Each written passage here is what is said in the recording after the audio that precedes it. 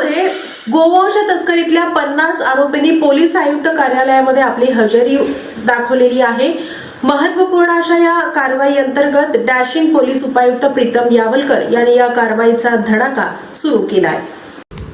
बकरी ईदच्या पार्श्वभूमीवर शहरात कायदा व सुव्यवस्था अबाधित राखण्यासाठी गेल्या वर्षभरात गोवंश वाहतूक करणे, गाड्या अडवणे किंवा मारहाण करणे यांसारखे इतर गंभीर गुन्हे दाखल असलेल्या 50 आरोपींची थेट पोलीस उपायुक्त प्रीतम यावलकर यांनी स्वतः हजेरी घेतली।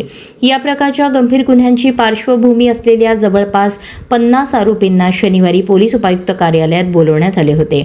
या सर्वांची कसून चौकशी करत त्यांना सणाच्या काळात शांतता कडक राखण्याबाबत ताकीद देण्यात आली आहे। पोलिसांचे हे कडक पाऊल एवढ्यावरच थांबणार नसून येत्या सोमवारी आणखी काही अशाच रेकॉर्डवरील आरोपींना हजेरीसाठी बोलवण्यात येणार असल्याची माहिती सूत्रांनी दिली आहे। पोलीस उपायुक्त पदाचा पदभार घेतल्यापासून त्यांनी गुन्हेगारांवर अंकुश ठेवण्यासाठी आणि शहरात शांतता प्रस्थापित करण्यासाठी अनेक मोहिमा हाती घेतल्या आहेत। शहरवासियांमधून त्यांच्या उपक्रमाचे स्वागत होत आहे।